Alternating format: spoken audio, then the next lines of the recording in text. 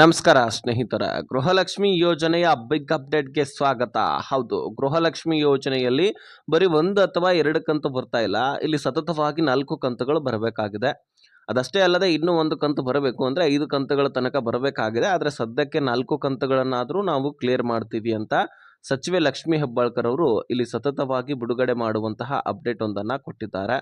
So ಹಾಗಾದರೆ ಬನ್ನಿ, ಈ ಗೃಹಲಕ್ಷ್ಮಿಯಲ್ಲಿ ಸುಮಾರು 8,000 ದುಡ್ಡು ಅಂದರೆ ಪ್ರತಿಯೊಬ್ಬ ಮಹಿಳೆಯರಿಗೂ ಕೂಡ 8,000ದಂತೆ 4 ಕಂತುಗಳು, ಸುಮಾರು 4 ಕಂತುಗಳನ್ನು ಬಿಡುಗಡೆ ಮಾಡಲಿಕ್ಕೆ 10,000 ಕೋಟಿ ಹಣ ಬೇಕಾಗತ್ತೆ.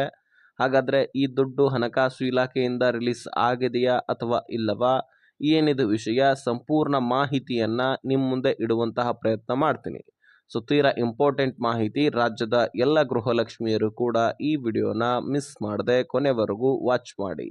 ವಾಚ್ ಮಾಡೋದಷ್ಟೇ ಅಲ್ಲ, ಅರ್ಥ ಕೂಡ ಮಾಡ್ಕೊಳ್ಬೇಕು ನೀವು. ತೀರಾ ಇಂಪಾರ್ಟೆಂಟ್ ಮಾಹಿತಿ ಆಗಿರುವಂತಹ ಕಾರಣಕ್ಕಾಗಿ ಸೊ ನೀವು ಒಂದೊಂದಾಗಿನೇ ಅರ್ಥ ಮಾಡ್ಕೊಳ್ತಾ ಹೋಗಿ. ಸ್ನೇಹಿತರೆ, ಇಲ್ಲಿ ಒಂದು ವಿಷಯ ಏನಪ್ಪ ಅಂದರೆ, ಸುಮಾರು 3 ಲಕ್ಷ ಮಹಿಳೆಯರಿಗೆ ದುಡ್ಡು ಕೂಡ ಬರೋದಿಲ್ಲ ಎನ್ನಲಾಗ್ತಾ ಇದೆ. ಯಾಕೆ?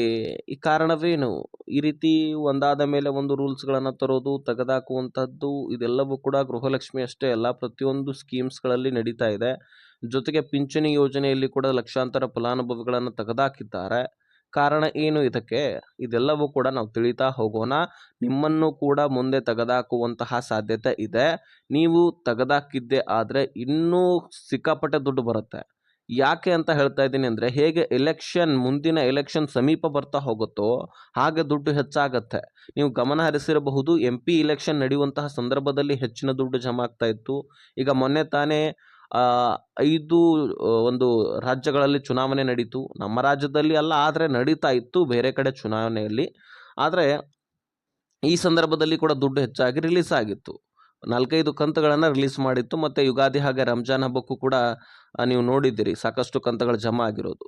ಸೊ ಇದೆಲ್ಲವೂ ಕೂಡ ಗಮನದಲ್ಲಿರಬೇಕು. ಹಾಗಾಗಿ ನೀವು ದುಡ್ಡು ಬೇಕಂದರೆ ನೀವು ಎಲಿಜಿಬಿಲಿಟಿಯನ್ನು ಉಳಿಸ್ಕೊಳ್ಬೇಕು. ಅದೇನು ವಿಷಯ ಎಲ್ಲವೂ ಕೂಡ ನಾನು ಹೇಳ್ತಾ ಹೋಗ್ತೀನಿ. ಎಲಿಜಿಬಲ್ ಇದ್ದರೂ ಸಹಿತ ತೆಗೆದಾಕುವಂತಹ ಕೆಲಸ ರಾಜ್ಯ ಸರ್ಕಾರ ಮಾಡ್ತಾ ಇದೆ. ಅದಕ್ಕೆ ಕಾರಣ ಕೂಡ ಕೊಟ್ಟಿದೆ. ಆ ಕಾರಣ ಏನು, ಅದನ್ನು ಸರಿಪಡಿಸ್ಕೊಳ್ಳೋದು ಹೇಗೆ, ಅದರ ಬಗ್ಗೆ ನಾವು ಚರ್ಚೆ ಮಾಡ್ತಾ ಹೋಗೋಣ. ಸೊ ನೀವು ಈ ವಿಡಿಯೋನ ಆದಷ್ಟು ಕೊನೆವರೆಗೂ ವಾಚ್ ಮಾಡಿ. ಸ್ನೇಹಿತರೆ, ಈ ಗೃಹಲಕ್ಷ್ಮಿಯಲ್ಲಿ ಒಟ್ಟಾರೆಯಾಗಿ ಸದ್ಯಕ್ಕೆ 4 ಕಂತುಗಳಾದರೂ ಬಿಡುಗಡೆ ಆಗ್ತಾ ಇದ್ದಾವೆ. ಹಾಗಾದರೆ ಯಾವ್ಯಾವ ಕಂತುಗಳು, ಅದನ್ನು ಒಂದು ಸ್ವಲ್ಪ ನಾವು ಗಮನ ಹರಿಸೋಣ. ಸ್ನೇಹಿತರೆ, ಈ ವರ್ಷದಲ್ಲಿ ಫೈನಲ್ ಕ್ಲಿಯರ್ ಆಗಿರ್ತಕ್ಕಂತಹ ಕಂತನ್ನು ಮೊದಲು ನಾವು ತಿಳ್ಕೊಳ್ಬೇಕು. ಯಾವುದಂದರೆ, ಜನವರಿ ತಿಂಗಳ ಹಣ ಕ್ಲಿಯರ್ ಆಗಿದೆ. ಅದು 28ನೇ ಕಂತಿನ ಹಣ ಅದು ಕ್ಲಿಯರ್ ಆಗಿದೆ. 29ನೇ ಕಂತಿನ ಹಣ ಅಂತೂ ಬಂದೇ ಇಲ್ಲ. ಕೆಲವೊಂದಿಷ್ಟು ಜನರಿಗೆ ಮಾತ್ರ ಜಮಾ ಆಗಿದೆ. ಇನ್ನು ಲಕ್ಷಾಂತರ ಫಲಾನುಭವಿಗಳು ಕೂಡ ಬರಬೇಕಾಗಿದೆ ದುಡ್ಡು. ಸೊ ಹಾಗಾಗಿ ಯಾರ್ಯಾರಿಗೆ ದುಡ್ಡು ಬರಬೇಕಾಗಿದೆ, ಎಂತಹ ಮಹಿಳೆಯರಿಗೆ ಬರಬೇಕಾಗಿದೆ, ಯಾವ ಜಿಲ್ಲೆದವರಿಗೆ ಬರಬೇಕಾಗಿದೆ ಅಂತ ಹೇಳೋದಾದರೆ, ಇದೀಗ ತಾನೇ ಬೆಂಗಳೂರು ನಗರ ಮತ್ತು ಬೆಂಗಳೂರು ಗ್ರಾಮಾಂತರ ಕೆಲವೊಂದಿಷ್ಟು ಜಿಲ್ಲೆಗಳು ಅಂದರೆ ಬೆಳಗಾವಿ, ವಿಜಯನಗರ, ಧಾರವಾಡ, ಯಾದಗಿರಿ ಅಂತ, ಅದರಲ್ಲಿ ಕೂಡ ಎಲ್ಲರಿಗೂ ಕೂಡ ಜಮಾ ಆಗಿಲ್ಲ. ಕೇವಲ ಕೆಲವೊಂದಿಷ್ಟು ಜನರಿಗೆ ಮಾತ್ರ ಜಮಾ ಆಗಿರ್ತಕ್ಕಂಥದ್ದು. ಇನ್ನು ಅಲ್ಲಿ ಹಲವಾರು ಲಕ್ಷಾಂತರ ಫಲಾನುಭವಿಗಳು ಬಾಕಿ ಉಳಿದಿದ್ದಾರೆ. ಅವ್ರಿಗೂ ಕೂಡ ದುಡ್ಡನ್ನು ಜಮೆ ಮಾಡಲಾಗುತ್ತೆ. ಆದರೆ ಈಗ ಈ 4 ಕಂತುಗಳೇನಿದಾವಲ್ಲ, ಸೊ ಇದನ್ನು ಇನ್ನೂ ಲಕ್ಷಾಂತರ ಫಲಾನುಭವಿಗಳಿಗೆ ಜಮಾ ಮಾಡಬೇಕಾಗಿದ್ದು, ಅದರಲ್ಲಿ ಈಗ 29ನೇ ಕಂತಿನ ಹಣ ಅಂದರೆ ಫೆಬ್ರವರಿ ತಿಂಗಳ ಹಣ ಕೆಲವೊಂದಿಷ್ಟು ಜನರಿಗೆ ಮಾತ್ರ ಬಂದಿದೆ. ಇನ್ನು ಬಹಳಷ್ಟು ಫಲಾನುಭವಿಗಳಿಗೆ ಬರಬೇಕಾಗಿದೆ. ಅದು ಬರ್ತಾ ಇದೆ, ಅದಕ್ಕೆ ನಾವು ಕಾಯಬೇಕು.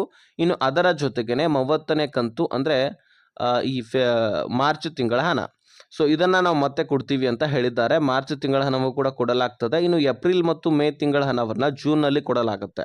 ಮೊದಲು ಈ 2 ತಿಂಗಳ ಹಣವನ್ನು ಕ್ಲಿಯರ್ ಮಾಡ್ತೀವಿ ಅಂತ ಹೇಳಿದ್ದಾರೆ, 29 ಮತ್ತು 30 ಅಂದರೆ ಫೆಬ್ರವರಿ, ಮಾರ್ಚ್. ಇದರ ಜೊತೆಗೆ ನಾನು 4 ಕಂತುಗಳಂತ ಹೇಳಿದ್ದೆ.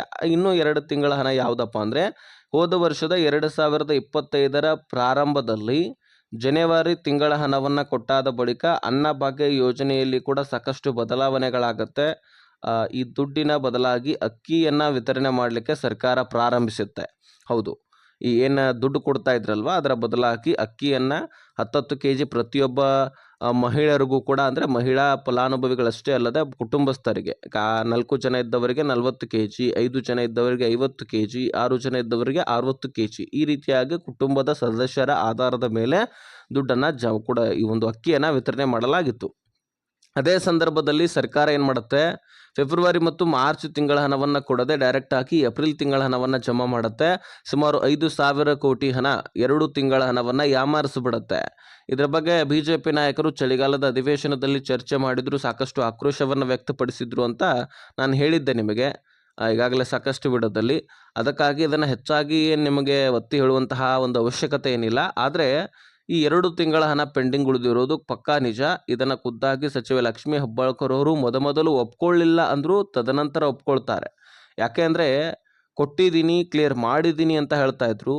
ತದನಂತರ BJP ನಾಯಕರು ಸಂಪೂರ್ಣ ಡೀಟೇಲ್ಸು ಮಾಹಿತಿಯನ್ನು ಕಲೆಕ್ಟ್ ಮಾಡಿಕೊಂಡು ಬಂದ ಕಾರಣಕ್ಕಾಗಿ, ಅದರ ಬಗ್ಗೆ ಪ್ರೂಫ್ ಇದ್ದ ಕಾರಣಕ್ಕಾಗಿ, ಜೊತೆಗೆ ಸಾಕಷ್ಟು ಅಧಿಕಾರಿಗಳ ಜೊತೆಗೆ ಚರ್ಚೆ ಮಾಡಿದಾಗ ಗೃಹಲಕ್ಷ್ಮಿ ಯೋಜನೆಗೆ ಸಂಬಂಧಪಟ್ಟಂತೆ ಮಾಹಿತಿ ಸಿಗತ್ತೆ 2 ತಿಂಗಳ ಹಣ ಪೆಂಡಿಂಗ್ ಉಳಿದಿದೆ ಅಂತ.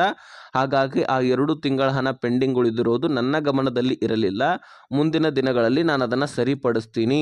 ಹೌದು, 2 ತಿಂಗಳ ಹಣ ಅಂತೂ ಉಳಿದಿರೋದು ನಿಜ.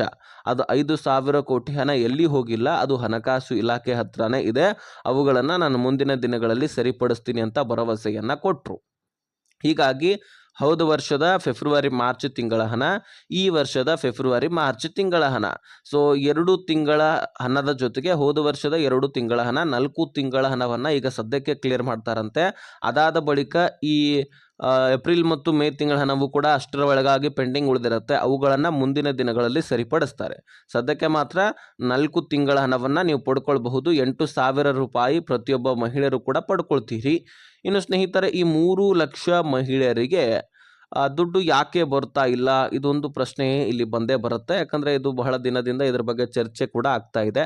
ಸ್ನೇಹಿತರೆ, 3 ಲಕ್ಷಕ್ಕಿಂತ ಹೆಚ್ಚಿನ ಮಹಿಳೆಯರು ಕೂಡ ಆಗಬಹುದು. ಅದು 4 ಲಕ್ಷಕ್ಕೆ ಏರಿಕೆ ಆಗಬಹುದು, 5 ಲಕ್ಷಕ್ಕೂ ಕೂಡ ಏರಿಕೆ ಆಗಬಹುದು. ವಿಡಿಯೋ ನೋಡ್ತಕ್ಕಂಥವರು ಕೂಡ ನಿಮ್ಮನ್ನು ಕೂಡ ತೆಗೆದಾಕಿರಬಹುದು. ಸೊ ಈ ಎಲ್ಲ ಪ್ರಶ್ನೆಗೆ ಉತ್ತರ ಏನಪ್ಪ ಅಂದರೆ, ಲಕ್ಷಾಂತರ ಫಲಾನುಭವಿಗಳು ತೀರಿ ಹೋಗಿದ್ರು ಸಹಿತ, ಅಂದರೆ ಎಲಿಜಿಬಲ್ ಇದ್ರೂ ಸಹಿತ ದುಡ್ಡು ಬರ್ತಾ ಇಲ್ಲ, ಅದನ್ನು ನಾನು ಹೇಳ್ತೀನಿ. ಜೊತೆಗೆ ಈ ಎಲಿಜಿಬಿಲಿಟಿ ಇಲ್ಲ ಆದರೂ ಸಹಿತ ದುಡ್ಡು ಪಡ್ಕೊಳ್ತಾ ಇದ್ದಾರೆ. ಇದು ಸರ್ಕಾರಕ್ಕೆ ವಿರುದ್ಧವಾದಂಥದ್ದು ಅಂತ ಹೇಳ್ತಾ ಇದ್ದೀನಿ, ಕೇಳಿಸ್ಕೊಳ್ಳಿ. ಈಗ ಲಕ್ಷಾಂತರ ಫಲಾನುಭವಿಗಳು ತೀರಿ ಹೋಗಿರ್ತಾರೆ. ಅದರಲ್ಲಿ ಮುಖ್ಯಸ್ಥೆಯರು, ಅದರಲ್ಲಿ ಹಿರಿಯ ಮುಖ್ಯಸ್ಥೆಯರು. ಇದು ಪಿಂಚಣಿ ಯೋಜನೆಯಲ್ಲಿ ಕೂಡ ಘಟನೆ ನಡೆದಿರ್ತಕ್ಕಂಥದ್ದು. ಸೊ ತೀರಿ ಹೋಗಿರ್ತಾರೆ, ಆದರೂ ಸಹಿತ ಅವರ ಹೆಸರಿನಲ್ಲಿ ಕುಟುಂಬಸ್ಥರು ಮರಣ ಪ್ರಮಾಣ ಪತ್ರವನ್ನು ತೆಗೆಸಿರೋದಿಲ್ಲ. ಅದೇ ಕಾರಣಕ್ಕಾಗಿ ಸರ್ಕಾರಕ್ಕೆ ಮಾಹಿತಿ ಸಿಕ್ಕಿರೋದಿಲ್ಲ, ದುಡ್ಡನ್ನು ಹಾಗೆ ಕಳುಹಿಸ್ತಾ ಇರ್ತದೆ. ಆದರೆ ಮೊನ್ನೆ ಈಗಾಗಲೇ SIR ಪ್ರಕ್ರಿಯೆ ಪ್ರಾರಂಭವಾಗಿದ್ದು ಸಾಕಷ್ಟು ಫಲಾನುಭವಿಗಳು ಸಿಕ್ಕಿ ಬಿದ್ದಿದ್ದಾರೆ. ಅದರಲ್ಲಿ ಲಕ್ಷಾಂತರ ಫಲಾನುಭವಿಗಳು ಈಗ ಬದುಕಿಲ್ಲ, ಆದರೂ ಸಹಿತ ಈ ಒಂದು ಗೃಹಲಕ್ಷ್ಮಿ ದುಡ್ಡನ್ನು ಅವರ ಅಕೌಂಟ್ಗಳಿಗೆ ಸರ್ಕಾರ ಹಾಕ್ತಾ ಇದೆ ಎನ್ನುವಂತಹ ಮಾಹಿತಿ ಸಿಕ್ಕಿದೆ. ಇಲ್ಲಿ ಯಾವಾಗ ತೀರ್ಕೊಂಡಿದ್ದಾರೆ, ಯಾವಾಗ ಮರಣ ಹೊಂದಿದ್ದಾರೆ, ಅವಾಗಿನಿಂದ ಇಲ್ಲಿವರೆಗೂ ಎಷ್ಟು ದುಡ್ಡು ಜಮಾ ಆಗಿದೆ ಅದನ್ನು ರೀಫಂಡ್ ಮಾಡ್ಕೊಳ್ತೀವಿ ಅಂತ ಎಚ್ಚರಿಕೆ ಕೊಟ್ಟಿದೆ.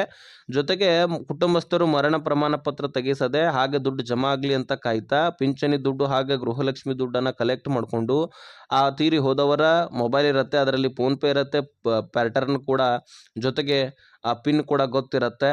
ತದನಂತರ ಅದರಿಂದ ದುಡ್ಡನ್ನು ವಿಡ್ರಾಲ್ ಮಾಡ್ಕೊಳ್ಳೋದು, ಅಮೌಂಟನ್ನು ಯೂಸ್ ಮಾಡ್ಕೊಳ್ಳೋದು, ಅಥವಾ ATM ಕಾರ್ಡ್ ಇರುತ್ತೆ ಅವ್ರ ಹೆಸರಲ್ಲಿ, ಅದನ್ನು ATM ಪಿನ್ ಗೊತ್ತಿದ್ದರೆ ಅದನ್ನು ಬಳಕೆ ಮಾಡ್ಕೊಳ್ಳೋದು. ಈ ರೀತಿ ನಾನಾ ರೀತಿಯಲ್ಲಿ ಪ್ರಯೋಜನವನ್ನು ಪಡ್ಕೊಳ್ತಾ ಇದ್ದಾರೆ ಅವರು ಎಲಿಜಿಬಲ್ ಇಲ್ಲದಿದ್ದರು. ನೀವು ಒಂದು ವೇಳೆ ಇನ್ನೊಬ್ಬ ಮುಖ್ಯಸ್ಥೆಯ ಹೆಸರನ್ನು ಸೇರ್ಪಡೆ ಮಾಡಿ ದುಡ್ಡು ಪಡ್ಕೊಂಡಿದ್ರೆ ನಾವು ಏನು ಅಂತಿರಲಿಲ್ಲ. ಆದರೆ ಈ ರೀತಿ ನೀವು ಪಡ್ಕೊಂಡ್ರೆ ಸರ್ಕಾರಕ್ಕೆ ವಿರುದ್ಧವಾದಂಥದ್ದು. ನಿಮ್ಮ ರೇಷನ್ ಕಾರ್ಡ್ ಕೂಡ ರದ್ದು ಮಾಡ್ತೀವಿ, ಆ ದುಡ್ಡನ್ನು ಕೂಡ ರಿಫಂಡ್ ಮಾಡ್ಕೊಳ್ತೀವಿ ಅಂತ ಸರ್ಕಾರ ಎಚ್ಚರಿಕೆ ಕೊಟ್ಟಿದೆ. ಜೊತೆಗೆ ಅನೇಕ ಫಲಾನುಭವಿಗಳು ಎಲಿಜಿಬಲ್ ಇದ್ದರೂ ಸಹಿತ ದುಡ್ಡು ಬರ್ತಾ ಇಲ್ಲ ಅಂತ ನಾನು ಹೇಳಿದ್ದೆ. ಯಾಕೆ ಅಂದರೆ ನಿಮ್ಮ ಬ್ಯಾಂಕ್ ಅಕೌಂಟ್ಗಳು ಚಾಲ್ತಿಯಲ್ಲಿ ಇಲ್ಲ ಸ್ನೇಹಿತರೆ. ಅದರಲ್ಲಿ ಗೃಹಲಕ್ಷ್ಮಿಯರು, ಮುಖ್ಯವಾಗಿ ಹಳ್ಳಿಯಲ್ಲಿರ್ತಕ್ಕಂತಹ ಗೃಹಲಕ್ಷ್ಮಿಯರು ನಿಮ್ಮ ಅಕೌಂಟು ಚಾಲ್ತಿಯಲ್ಲಿ ಇರೋದಿಲ್ಲ. ಯಾಕಂದರೆ ನೀವು ಆ್ಯಕ್ಟಿವೇ ಇರೋದಿಲ್ಲ. ಬ್ಯಾಂಕಿಗೆ ಹೋಗಿ ವಹಿವಾಟು ಮಾಡೋದಾಗಿರಲಿ ಅಥವಾ ಫೋನ್ಪೇ, ಗೂಗಲ್ ಪೇ ಯೂಸ್ ಮಾಡೋದಾಗಿರಲಿ, ಇದು ಯಾವುದೂ ಕೂಡ ಮಾಡೋದಿಲ್ಲ. ಹೀಗಾಗಿ ಬ್ಯಾಂಕ್ನಲ್ಲಿ ಟ್ರಾನ್ಸಾಕ್ಷನ್ ಆಗೋದಿಲ್ಲ. ನಿಮ್ಮ ಅಕೌಂಟು ಯಾರೂ ಯೂಸ್ ಮಾಡ್ತಾ ಇಲ್ಲ ಅಂತ ಹೇಳ್ಬಿಟ್ಟು ಡೆಡ್ ಅಕೌಂಟ್ ಅಂತ ಮಾಡಿರ್ತಾರೆ, ಅದನ್ನು ರೀಆ್ಯಕ್ಟಿವ್ ಮಾಡ್ಕೊಳ್ಬೇಕು. ಅದನ್ನು ಆ್ಯಕ್ಟಿವ್ ಮಾಡಿದ್ರೆ ಮಾತ್ರ ನಿಮ್ಮ ಅಕೌಂಟ್ಗಳಿಗೆ ದುಡ್ಡು ಬರಲಿಕ್ಕೆ ಸಾಧ್ಯ. ಓಕೆನಾ? ಸೊ ಇದು ಸರ್ಕಾರ ಕೊಟ್ಟಿರ್ತಕ್ಕಂತಹ ಕ್ಲಿಯರಿಟಿ. ಈ ವಿಷಯವನ್ನು ಆದಷ್ಟು ಎಲ್ಲ ಗೃಹಲಕ್ಷ್ಮಿಯರಿಗೆ ಶೇರ್ ಮಾಡಿ. ಏನೇ ಪ್ರಶ್ನೆ ಕೇಳೋದಿದ್ರು ಡಿಸ್ಕ್ರಿಪ್ಷನಲ್ಲಿ ಇನ್ಸ್ಟಾಗ್ರಾಮ್ ಲಿಂಕ್ ಇರುತ್ತೆ, ಆ ಪೇಜ್ಗೆ ಫಾಲೋ ಮಾಡಿಕೊಂಡು ಮೆಸೇಜ್ ಹಾಕಿ ನಾನು ರಿಪ್ಲೈ ಖಂಡಿತವಾಗ್ಲೂ ಕೊಡ್ತೀನಿ.